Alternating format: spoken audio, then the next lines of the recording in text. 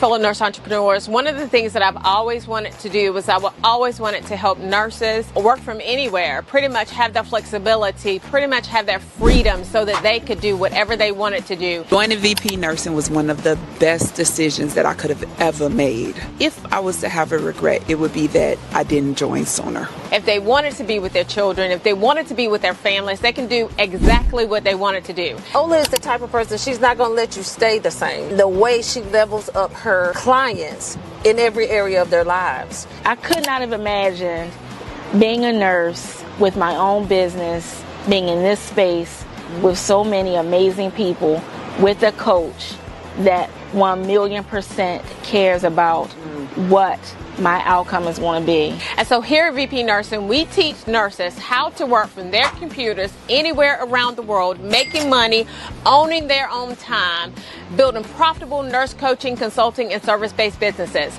And so now we're at the beach and we're working at the beach and we're having a great time. We're doing a brand photo shoot. It's an amazing time. So if you want to learn how to work from anywhere around the world, creating that flexibility, creating that freedom for yourself, but monetizing the knowledge that you already have, join us at VP Nursing Business Academy. Hello everyone. So I'm super excited. Today we've got Dr. Zan in the house. So I want everyone to, let me get our banner going. I want everyone to like, share, comment, tell us what we're doing good, tell us what we're doing bad, tell us how you like the information that you're getting, because let me tell you something, this is going to be a juicy episode, okay? Because this is something that I think a lot of nurses deal with, and a lot of things, this is one thing that a lot of nurses are scared of whenever it happens. So but no need to be scared, because we got other solutions out here, okay? All right, so Dr. Zan, tell us a little bit about yourself. Well, can I just start off by thanking you for having me on this program? You are an amazing young lady. Truly appreciate this. Well, my name is Dr. Zanzeta Smith, Dr. Zan. I've been a nurse for about 26 years now. Time has really flown by. I've been on the acute care setting side my entire career. However, last year, I experienced a change in direction in my career. So I was kind of at a crossroad, didn't know what was next. I had the privilege of attending a few conferences and thought, okay, maybe I will step into this entrepreneurial path. And I did so. And I've got a story to tell. And it's so exciting to be able to share some of the challenges as a woman of color has experienced, and some of the things outside of our race that we experience as we transition or even step into any career path. I love it. I'm ready to get into this conversation because I know it's going to be good. I do want to thank Tammy Lewis, okay, because Tammy is she is the one who introduced us to each other. Yeah. Dr. Zan is doing an anthology. And if you don't know what an anthology is, it's a book where several authors are kind of coming in and doing their own chapter in the book.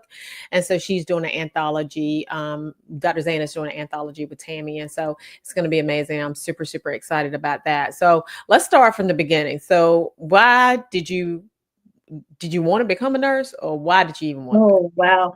Well, good question. I am from a little town called Buffalo, Texas. You blink, you'll miss it. I'm a country girl at heart. So after I graduated, I truly didn't know where to go. I had the grades, I had from an academic athletic perspective, but I didn't have someone to help me decide what's next. I had the privilege of joining the military, and that's what I did. And it was the best decision ever. I joined the military, and I was not in nursing at that time.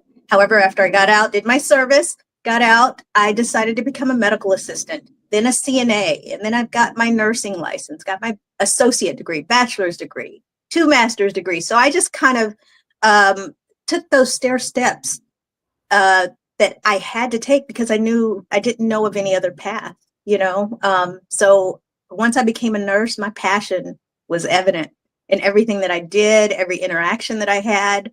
I truly, truly, truly value mentoring others. And the fact that I bring along so much expertise is just the icing on the cake. I love it. I love that. So, how long did you stay in the military? I was in the service for 3.5 years. 3.5 And what years. branch? I was in the Army, In active the duty. I Army. am currently a disabled vet, and I look forward to sharing more about some of the challenges that I experienced before, during, and after my service that have brought me to the point of being a survivor of PTSD and a lot of trauma. So this platform that Tammy has put together, this chapter that I wrote, is just a launching pad for me to, I've finished my autobiography. So a lot of my military experience and personal growth from childhood to current is something to be exciting to share. I love it. I love it. I love it. So now tell me a little bit about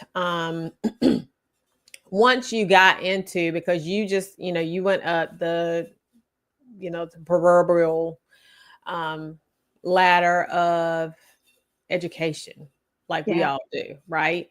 Yeah. And you went all the way to the top.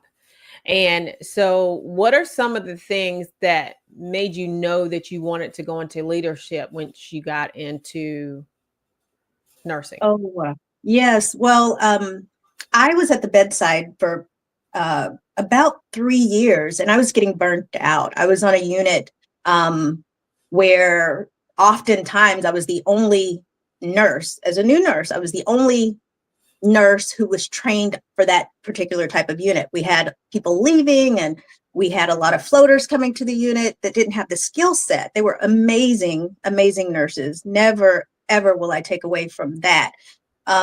I was just I was drowning. I was a new nurse myself, and I was drowning. So I went, and I'll just be very transparent. I went to my director at that time. He was an interim director. I'll never forget him. He launched my thought process further than I could have ever imagined. I was handing in my resignation, resignation in hand, and he reached out to HR, and they at that organization, it was amazing because they wanted to keep me. Apparently they were receiving a lot of resignations, but they really prided themselves in finding the right place. So he told me, Zan, please do not leave. If you don't leave, we can put you into a position where you can be that leader that you so heavily just focused on and really wanted for yourself. And I trusted him. I trusted the organization, which was a great organization. And I stayed. I became a manager, a nurse manager, excelled at that. I mean, I was like a sponge. Didn't think I'd ever leave the bedside because my heart was taking care of patients, and that's where I wanted to be. But when they made that offer to me, I accepted, and I continued to climb the ladder. And my desire and hope was to always be that leader, as he shared with me and suggested, that I always wanted when I was at the bedside. I love it. I love how you knew after 3 years that you were burned out. Like, I didn't know. I thought that I was just supposed to be burnt out and exhausted for the rest of my life. Yeah. And I remember one of the things that elevated me to really think about it was that us trying to get magnet status. And when we're trying to get magnet status, we had these shared governance boards. And I realized that if you're not at the table, then you're on the menu. And I was like, wait, we got to do something else about this. And so that's when my whole trajectory of how I thought about what I need to do in healthcare really, really changed. But one of the things that I think in healthcare they do a disservice for leaders is that they don't really give leadership training. So I remember being a bedside nurse, okay, and going to a training. I was a guest in the room for the leadership training because I was on one of the shared governance boards. And I remember I asked for the book that they were giving out to all the leaders. And she was like, well, are you a manager above? And I said, no. And she said, well, you can't have a book. Well, I mean, eventually I will be, right? So why not give me the book? But I didn't, I mean, I can buy the book myself, right? I will do that. But, I think that the disservice is that sometimes nurses think, and it's because they're elevated to this point of leadership, they think because they have a good skill set at the bedside, that skill set at the bedside will translate into leadership. And that is not the way that it works. Your leadership leg is totally different. So I'm glad that he helped you with that. Oh, so now, go ahead. No, I was just going to say kudos to him, Ben. I will never forget him. Truly, truly a pivotal person in my career. I love it. I love it. So now tell me a little bit about your journey, because you wanted to be the CNO. I wanted to be the CNO too until I became a manager. I was like, the devil. No, anyway, we're not doing that. Well, I did everything that I thought I should do to become a CNO. And as a nurse, a young nurse, once again, I didn't have family who was in healthcare. So I'm finding my way for years. And so CNO. Okay. Yeah, that's me. However, I had this CEO let me go back a little bit. I applied for CNO position, did not get the position. Fine. But then I was like, okay, is this really what God is leading me to? I truly didn't feel like in my heart of hearts, that's what I needed to be. I'd been running to it for years and it just wasn't panning out. So the the CEO, she was very profound in another transition that I had. She kept saying, Zan, CNOs are great. She said, but that's not the end all be all for nursing. You can make an impact as a CEO.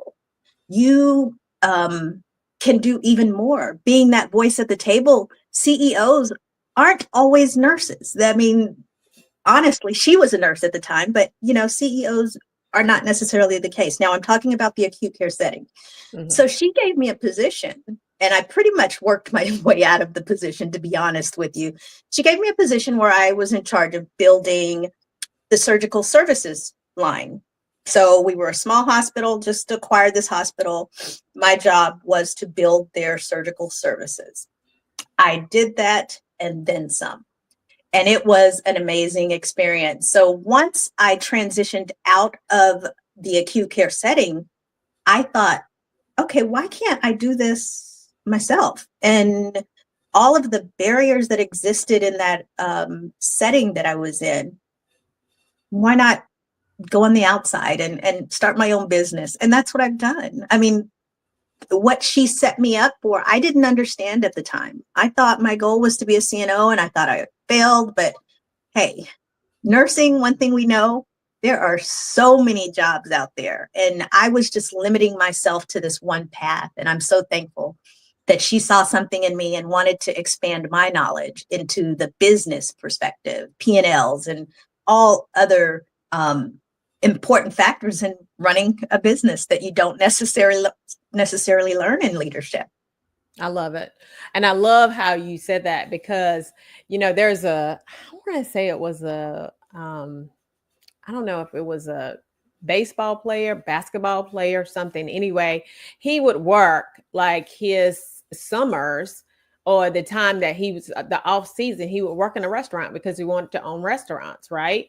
And so he would work in the restaurants and he would figure out the operations and the business side of it in order for him to be able to do it. And what nurses have no idea about is that once you hit that manager level, even as a charge nurse, right? So in the emergency department, like, we had all these metrics that we had to measure, right? And we had to measure door to drug, door to admission, door to doc, all these metrics, right?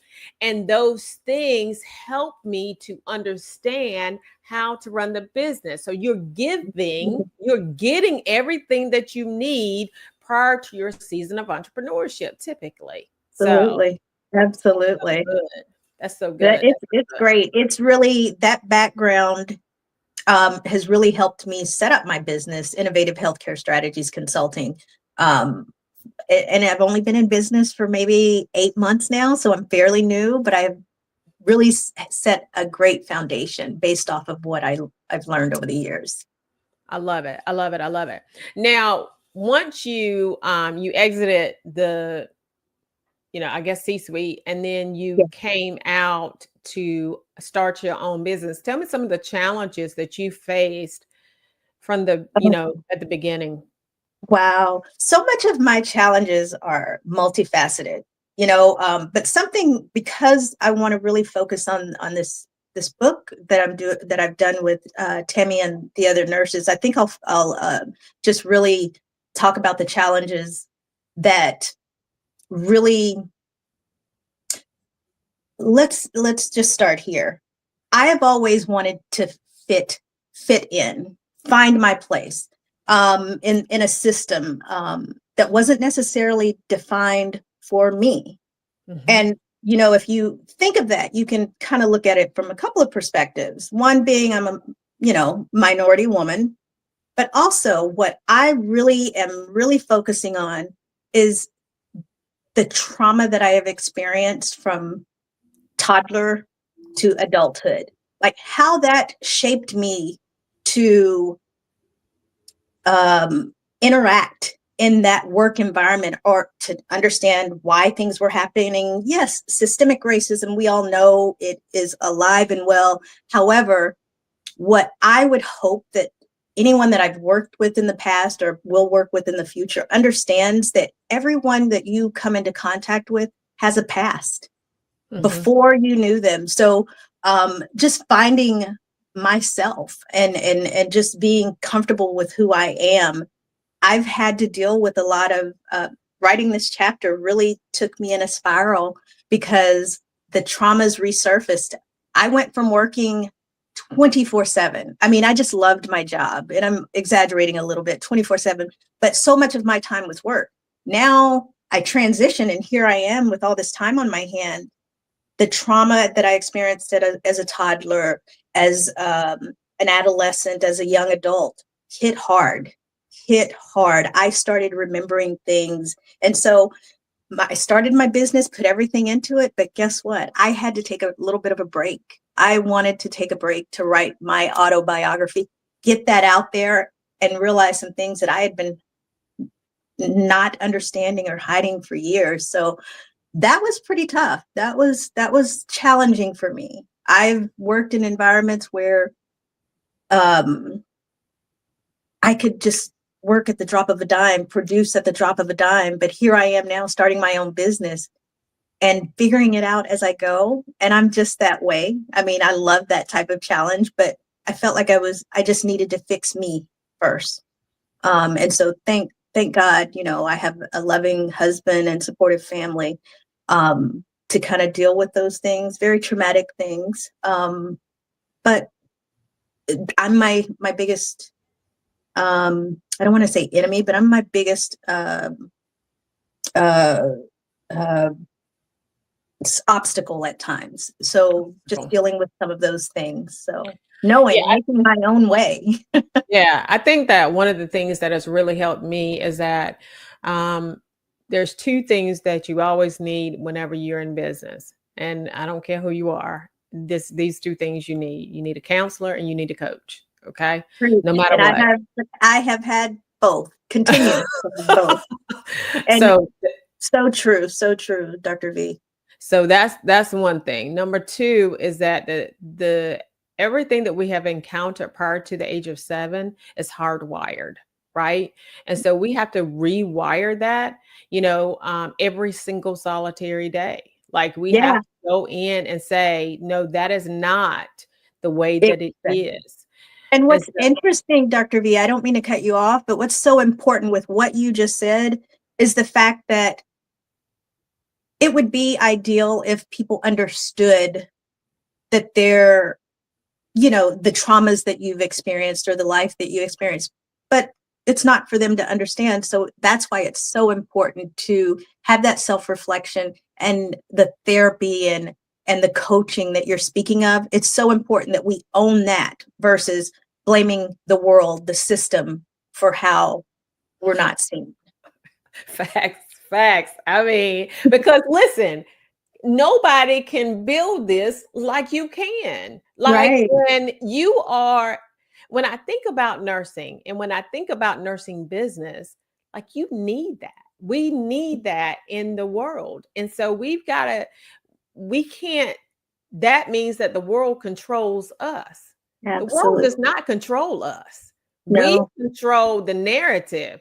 I mean, I'm a God girl. So, I mean, Amen. being a God girl, you might want to pass over this comment, but I believe that, God said, this is what God said for me. God said that you can do exceedingly abundantly, but more than you could ask or think. Speak, And I was speak. like, well, God, I got a whole lot, right? And Yeah. God also said that you are the head and not the tail. You are the lender and not the borrower. And so, Mhm.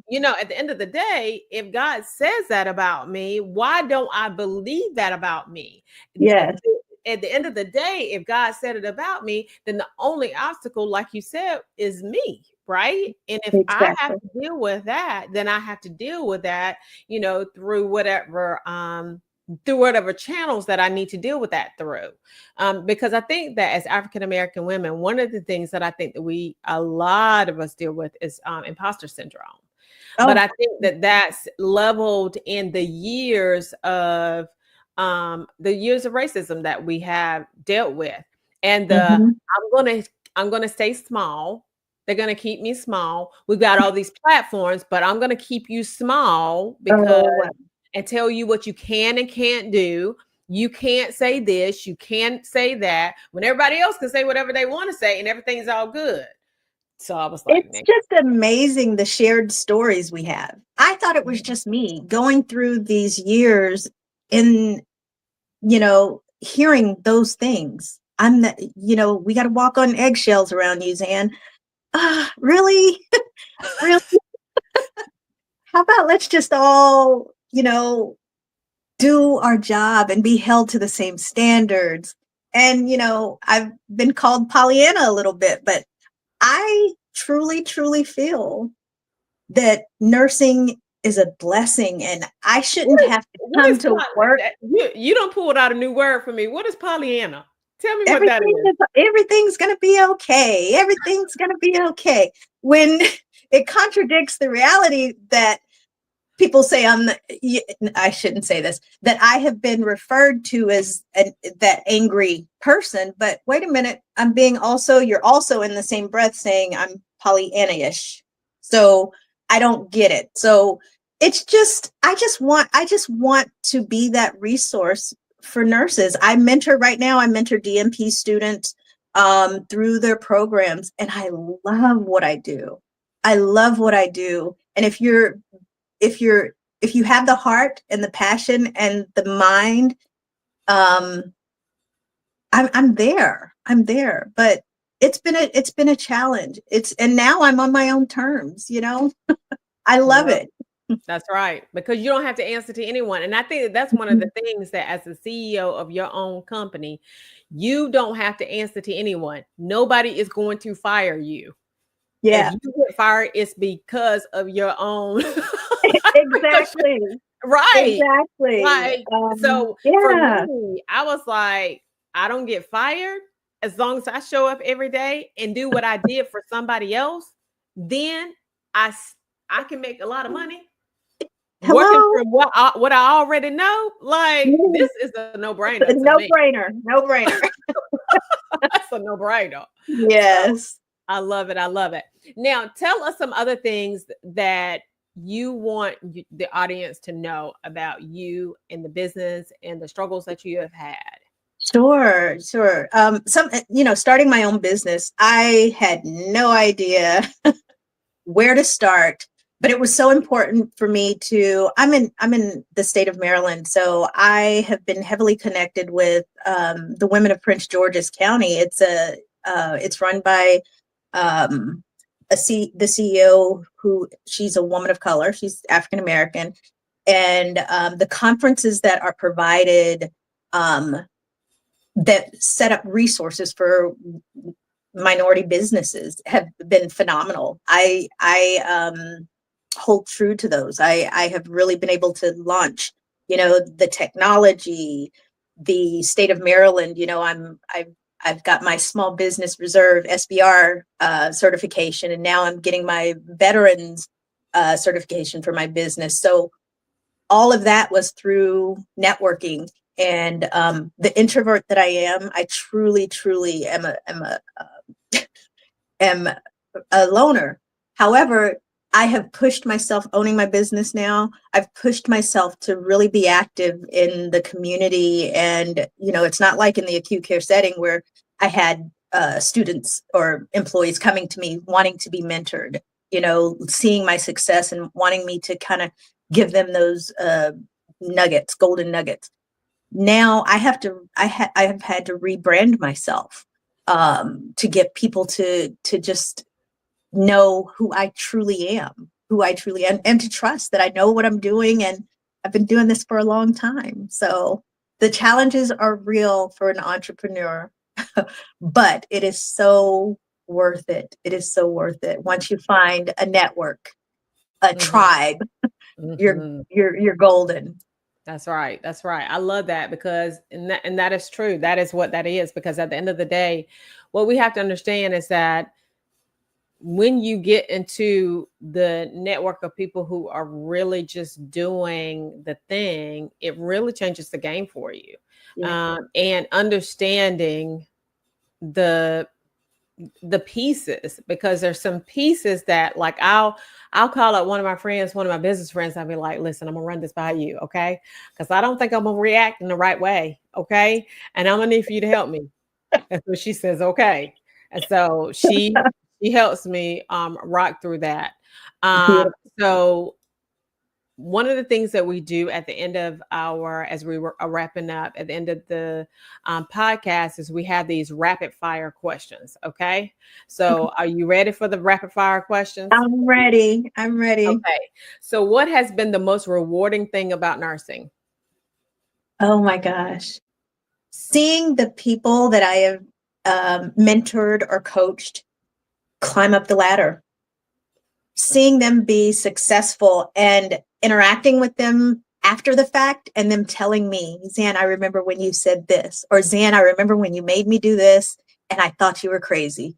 I was calling you every name under the sun, under my breath, but look where it's got me. And the appreciation that is shown to me after the fact is undeniably the best feeling, and I enjoy it tremendously. I love it. Love it. Love it. What do you think is the most common misconceptions about nursing? Oh gosh, there's a few. First thing that popped into my mind was that, all nurses love what they do. That is a big misconception. It is definitely, and my take on that is that nurses have to truly find their passion. Don't be at the bedside and you're burned out and you're not being able to give those patients what they need. Find your passion, because there's plenty of jobs, plenty of directions you can go as a nurse, as a registered nurse, plenty of directions. So find your passion. I love it. So what are you reading now? Oh my gosh. Well, like I said, I just finished my autobiography. I just finished it, Fragments of Silence. But the book that I'm reading right now, The Gift of Rejection by Nona Jones. Yeah, she's phenomenal. So I'm just starting that, and I've heard it's really good. But I read a lot of books trying to help understand my PTSD, my the trauma that I've experienced as a child to adulthood. I'm really trying to learn more about that. But the book that has really touched my heart that I'm looking forward to is by Nona Jones. You know what? I love that because I saw her. She had an interview with Sarah Jakes Roberts, and I remember listening to that and her talking about her journey. And this is one thing that I have now.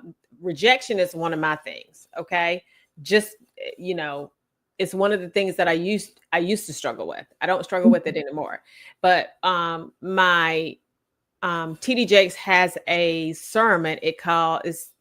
When they walk, when people walk out of your life, let them go.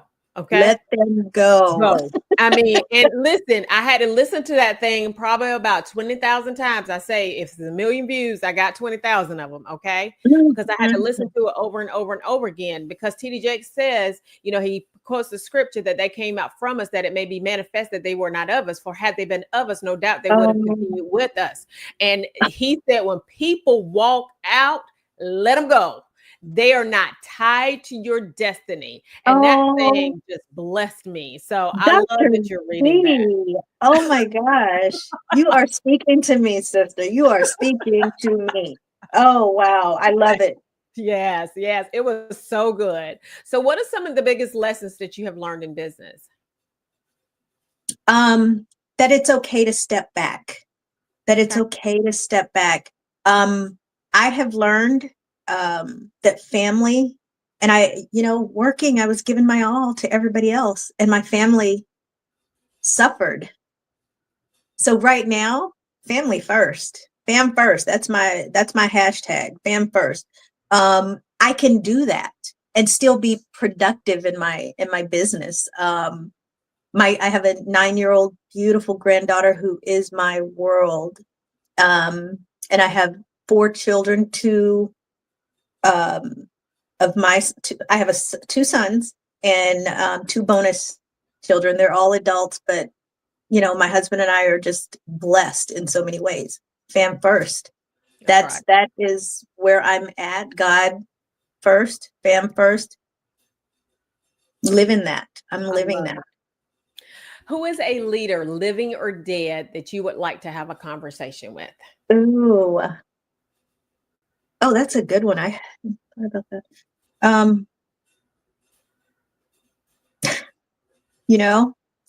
Maya Angelou. I think of her because so much of what she has written about is so, like, I connect with. I would love to be able to pick her brain. Oh my gosh, just to understand some of the challenges that she's experienced. But there are so many, to be honest with you. I've had the privilege of working with so many phenomenal leaders, but Maya Angelou, if I had to name someone right now, that would be the person. I love it. What's your favorite movie? Oh,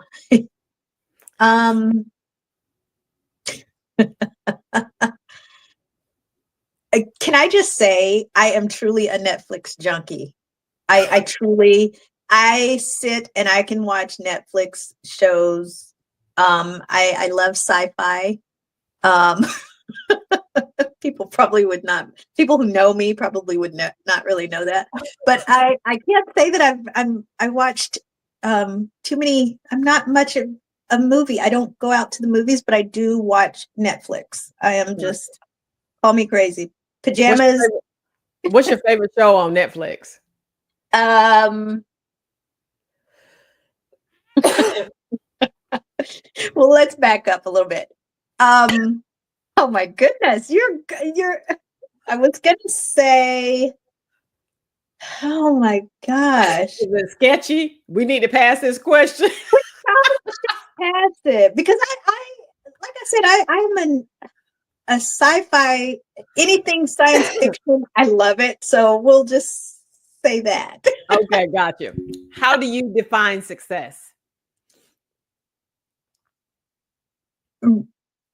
I probably would have answered this differently a year ago prior to starting my business. But right now, success to me is being in the right mental state to be the best person that I can be.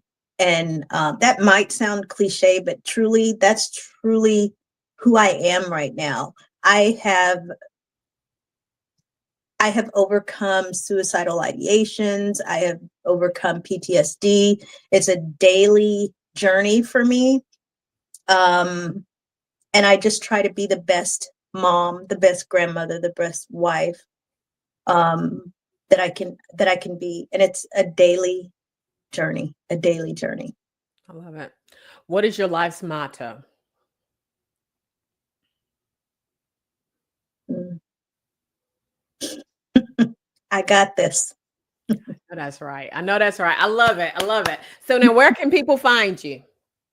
Okay, well, I am on LinkedIn, Dr. Zanzeta Smith. I'm also on Facebook, Zan Smith, and Instagram, Zan_Smith_DNP. I love it. I love it. I love it. So thank you, Dr. Zan. This has been a very, very fruitful conversation. I'm super thankful for you. I'm super thankful for Tammy for introducing us.